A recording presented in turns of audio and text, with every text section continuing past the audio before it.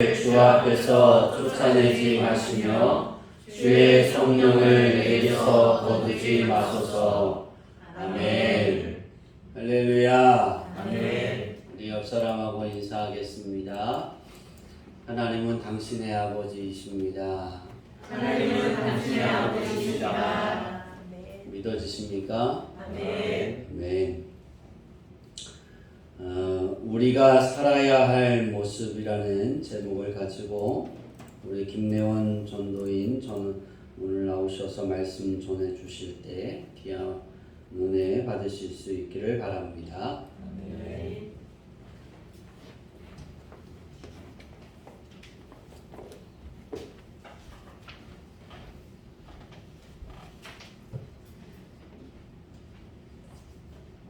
우리 인사 한 번만 더 할까요? 우리 즐거운 주일입니다. 즐거운 주일입니다. 즐거운 주일입니다.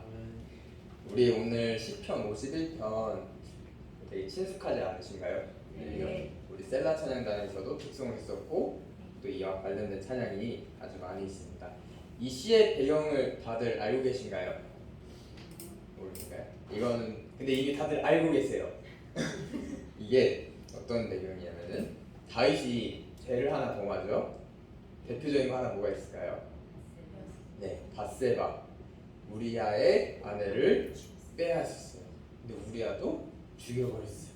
그런 큰 죄를 범하고 났을 때 나단 선지자가 와서 책망을 하죠. 그때 회개를 하면서 지은 시가 바로 시편 51편입니다. 그래서 우리는 이 시편 51편을 간단하게 말한다면 회개의 시라고 할 수 있을 것입니다. 혹시 경외라는 단어의 뜻을 아시나요? 네, 두려워하면 공경하다, 좋은 마음, 곧 존경한 마음으로 삼가 조심하다 이런 뜻인데요. 하나님은 우리의 아버지이시기도 하시지만 만물의 통치자이시고 주인이시기 때문에 우리가 하나님을 경외한다 이렇게 표현할 수 있을 것입니다. 근데 우리가 학교에서 이런 표현을 제가 들었어요. 두려움과 경외하다의 차이는 무엇일까? 어떻게 차이가 있을까요? 경외는 존중이나 사랑. 한번 되게 설명해 주는데 정말 확 와닿고 정말 대비되는 쉽게 그런 설명이었어요. 두려움은 말 그대로 우리가 어떤 존재에게서 무서워서 다가가기가 두려움. 그게 두려움이고요. 경외함은 우리가 그 존재로부터 멀어질까봐 두려워하는 걸 경외함이라고 이렇게 설명을 하더라고요. 우리가 오늘 본문에 나온 다윗의 고백 11절이 그리고 51편이 저는 우리 올바른 경외의 고백이 아닌가 이런 생각을 해봅니다. 51편 그 시편 51편 우리 셀라 찬양단이 했던 가사들 기억이 나시나요? 안 나시죠? 거기 보면은 하나님이여 내 안의 죄를 도말하소서 이렇게 말합니다. 우선 다윗은 하나님 앞에 그럽니다.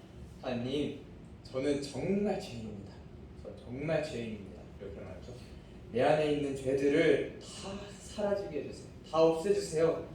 이렇게 하나님 앞에 고백을 합니다. 그리고 내 안에 정직한 영, 새로운 영을 창조해주세요. 다시 하나님 앞에 깨끗한 영이 될 수 있도록 하나님 저를 만들어주세요. 이렇게 고백을 합니다. 그런데요, 또 무슨 고백을 하냐면은 이런 고백이 나와요. 하나님께서 저를 정죄하실지라도 그것은 공평합니다. 그리고 하나님께서 나에게 어떤 형벌을 내리시더라도 하나님은 의로우신 분입니다. 아멘. 다윗은요 자신이 죄인이라는 것을 완전히 인정했죠. 그리고 그 죄인으로서 벌을 받는 것도 마땅하다 이렇게 하나님께 고백을 드린 거예요. 근데 이러한 심정 중에서도 하나님 앞에 이런 고백을 하나님 제가 정말 죄인입니다. 제가 정말 하나님 앞에 벌을 받아야 마땅합니다. 근데 이거 하나만큼은 하지 말아주세요. 이거 하나만큼은 제게 해주지 말아주세요. 그게 뭘까요? 네, 오늘 읽은 본문 말씀이죠. 우리 다시 한 번만 읽어볼까요? 시작. 나를 주 앞에서 쫓아내지 마시며 주의 성령을 내게서 거두지 마소서. 아멘. 다윗이 하나님 앞에 이 간구를 할 때 어떤 심령이었을까요? 되게 염치 없을 것 같고 정말 이런 하나님께 이런 말을 못할 위치라고 생각했음에도 불구하고 하나님께 이걸 구하는 거죠. 왜 구했을까요? 왜 자신이 정말 죄를 지었고 벌을 받는 거에도 마땅한데도 정말 연치 없음에도 불구하고 하나님 앞에 이것을 왜 구했을까요? 우리가 주 앞에서 쫓아내지 마시며 주의 성령을 내게서 거두지 마소서는 우리가 하나님과의 관계가 영적으로 멀어지는 걸 말하는 거예요. 그러니까 다윗은 자신이 죄를 받아함에도 마땅하지만은 제발 하나님과만큼은 멀어지지 않게 해주세요. 제발 주의 성령을 내 안에서 거두지 말아주세요. 어떠한 벌을 받아줘선 좋아요. 근데 하나님과 멀어지는 거는 싫어요. 그것만큼은 제가 너무 두렵습니다. 이렇게 고백을 하는 것입니다. 오늘 제가 새로운 찬양 하나를 소개해 드리려고 해요. 믿음이 없이는 이라는 찬양인데요. 우리 가사 한 번만 보여주시겠어요? 주님 제 마음이 너무 둔해서 주님을 볼 수 없습니다. 이 땅에 속하여 이 땅만 보다가 주님 손을 놓쳤습니다. 우리가 이 세상을 살아가다가 이 세상에 우리의 초점이 너무 맞춰져서 주님의 손을 놓쳐버렸다는 그런 가사이죠. 고백이고 되게 이 가사가 저에게 공감이 되고 많이 와닿았어요. 어떠신가요? 이 가사가 와닿으시나요? 네, 우리가 막 살다 보면은 정말 한눈 팔 때도 있고 그 손을 놓칠 때가 있죠. 그런데요, 이 유튜브 찬양의 댓글을 보면은 이러한 댓글이 있었어요.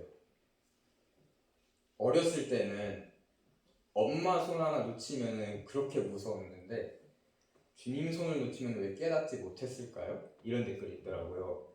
저는 이 댓글 너무 크게 받았어요. 우리가 어렸을 때 부모님 손 잡고 뭐 어디 가고 근데 놓치다 보면 다시 잡으려고 하고 그렇죠? 물론 근데 이건 우리가 좀 새로운 가본 데나 무서운 데면은 어떻게든 잡으려고 다시 찾으려고 할 거예요. 근데 우리가 예를 들어서 익숙한 데 가면은 부모님 손을 굳이 잡으려고 할까요? 아니면 그냥 옆에서 놓으려고 했죠. 제가 어렸을 때 이런 일이 있었어요. 어디를 꼭 가려면은 이런 말이 이제 항상 우리 집안에 이런 말이 붙어요. 레온이 꼭 잘 봐. 쟤 언제 어디서 사라질지 모른다. 어디였을까요? 에버랜드? 아니에요. 자주 그랬어요. 매번 갈 때마다. 마트. 맞아요. 마트 갈 때마다 쟤 언제 사라질지 모른다. 꼭 잡고 있어야 된다. 꼭 눈을 떼면 안 된다. 그럼에도 불구하고 저는 사라졌어요.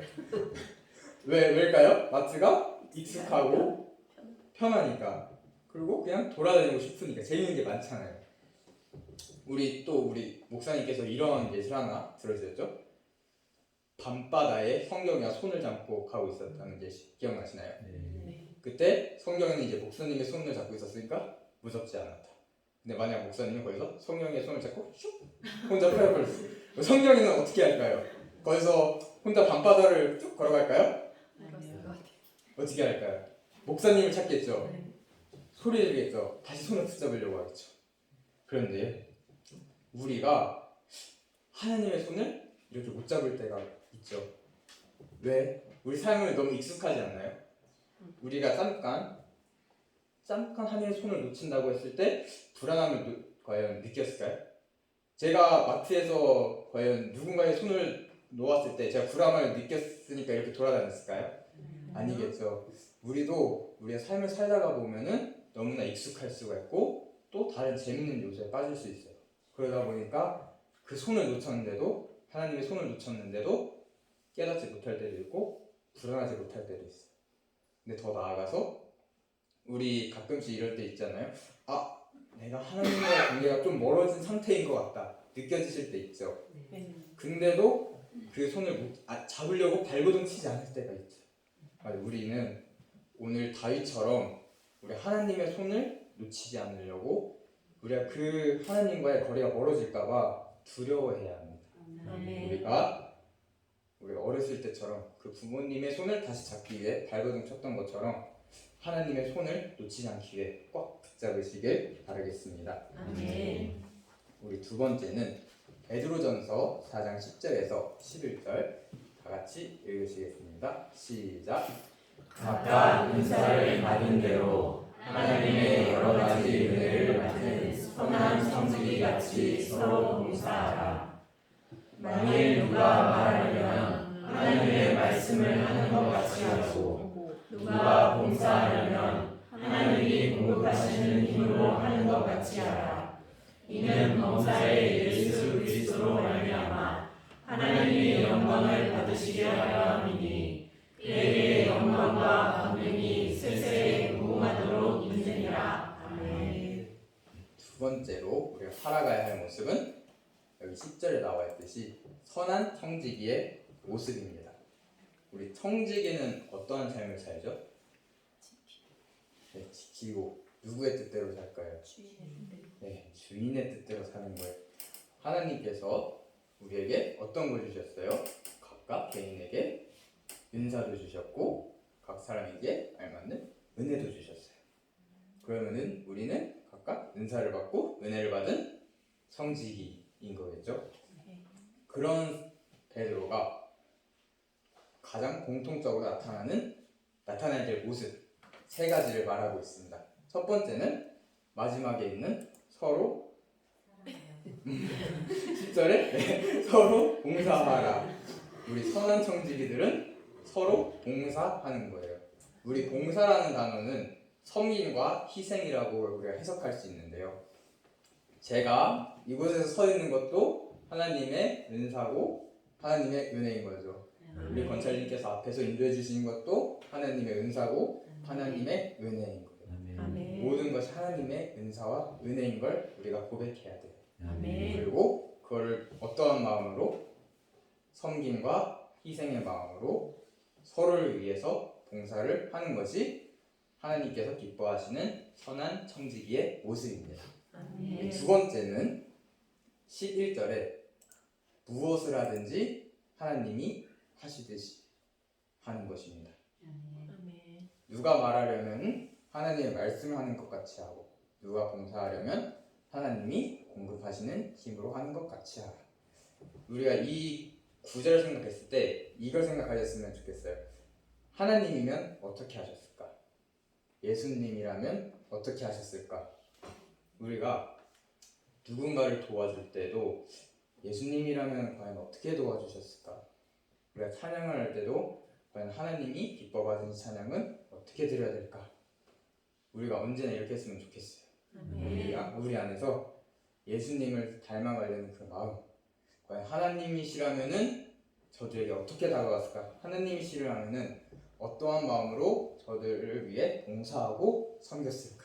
우리가 그 마음을 품었으면 좋겠습니다. 아멘. 그리고 세 번째는 하나님만이 영광을 받으셔야 하는 것입니다. 아멘. 우리가 봉사를 할 때는 섬김과 희생이라 했죠. 아멘. 그러면은 누구를 높이는 걸까요? 하나님. 네, 하나님만을 높이는 거예요. 봉사는 나를 높이는 걸까요? 아멘. 아니죠. 섬김은 나를 높이는 게 아니죠. 온전히 하나님만 영광 받으시는 것입니다. 아멘. 우리가 제가 항상 기도하는 게 있어요. 이렇게 말씀을 준비할 때마다 하나님께서 우리 주양기교회에 주시려는 말씀만 전하게 해주세요. 아멘. 거기서 제가 드러나서 좋을 게 없어요. 저는 항상 제가 느끼는 게 공감되는 말씀. 모세가 자기는 뭐라고 말하죠? 저는 혀가 둔한 자입니다. 저도 참 그걸 많이 느끼거든요. 성도님들도 느끼실 수도 있죠.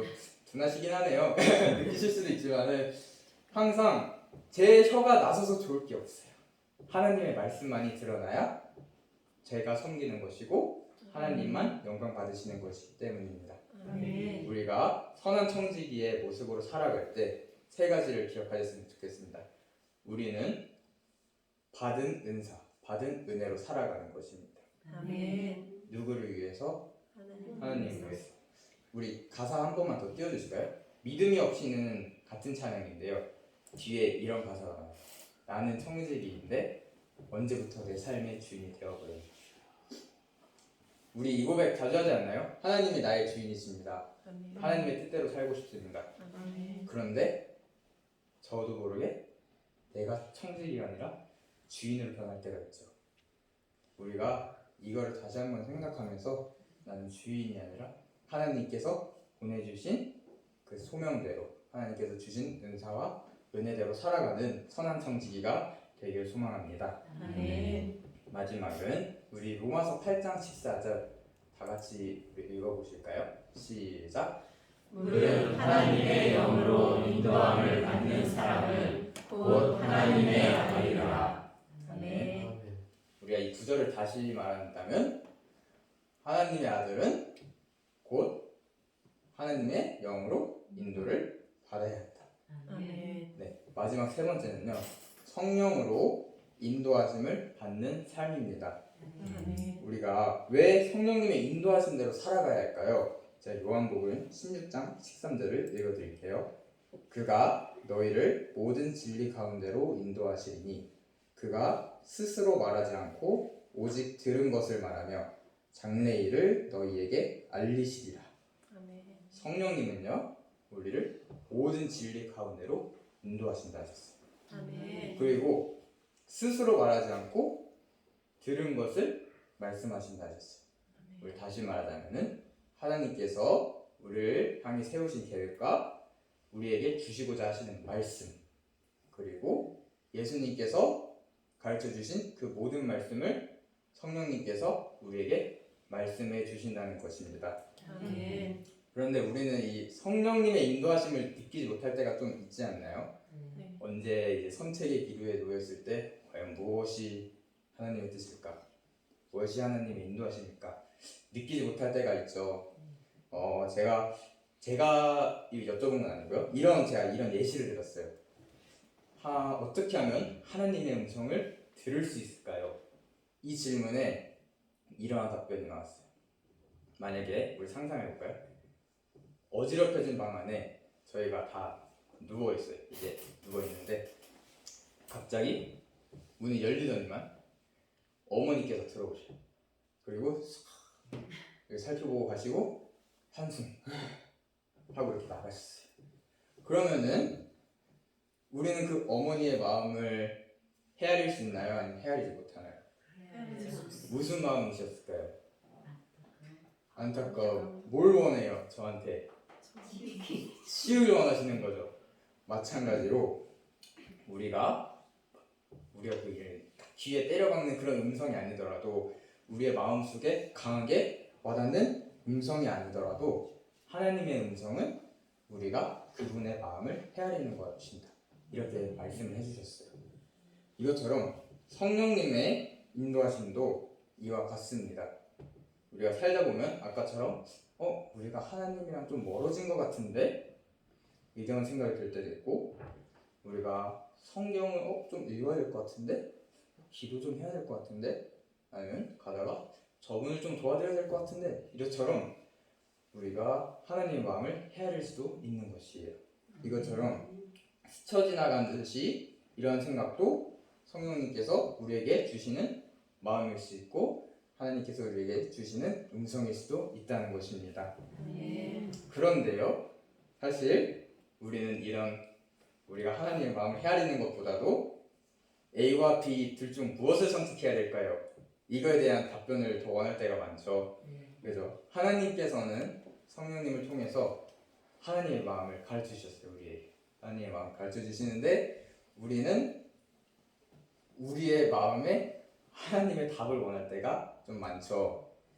그럴 때 보면 좀 답답할 때도 있고 어찌해야 될지 모를 때가 많습니다. 제가 좋아하는 구절 하나가 있는데요. 그런 상황을 위해서 이 말씀을 같이 드리고 싶습니다. 시편 119편 105절 한번 읽어볼까요? 시작. 주의 말씀은 내 발의 등이요 내 길의 빛이니이다. 아멘. 우리가 왜 답답할까요? 안 보여서 무엇이 있을지 모르니까. 근데 내 발의 등이요, 등 이렇게 들고 가는 등이겠죠? 이 등은 얼마나 밝을까요? 네, 눈앞에 내가 한 발자국 가고 한 발자국 가고 한 발자국 갈 수 있고. 근데 그 등이 내가 갈 길에 뭐예요? 빛이. 비치니이다. 우리가 저 멀리 있는 길이 보이지 않는다고 해서 두려워하거나 걱정하지 않으셨으면 좋겠어요. 아멘. 제가 한번 오히려 이렇게 쫙 하나님이 다 보여주셨어요. 그 길을 이렇게 예술해 드릴까요? 저는 이렇게 하나님께서 길을 쫙 환하게 다 보여주시는 것보다도 이렇게 차를 한 발자국씩 보여주는 게 더 좋겠다 이런 생각이 들더라고요. 만약 우리가 오늘부로 갑자기 하나님이 모든 길을 다 보여주셨어요. 그러면은 바로 그 길로 걸어갈까요, 우리가? 어떻게 할까요? 먼저 계산하겠죠? 계획 세우겠죠? 하나님, 저 때는 내가 저걸 하기 위해서는 좀 이걸 해야겠는데? 근데 그걸 하려면 내가 또 이거 해야겠는데? 계산하고 계획하고 계산하고 계획하고 우리가 과연 그 길을 걸어갈 수 있을까요? 과연 아마 쉽게 발을 떼지 못할 거예요. 이제 하나님이 가자 했는데 하나님 저 아직 또 계획 못 세웠어요. 우리가 이럴 때도 많아요. 하나님 저 아직 준비 안 되는데요. 우리는 이렇게 겁먹을 때가 많죠. 우리가 그런 것처럼. 근데 하나님께서 우리가 한 발자국씩 인도해 가실 때는 우리는 뭐만 하면 될까요? 따라가. 정말 한 발자국만 가면 돼요.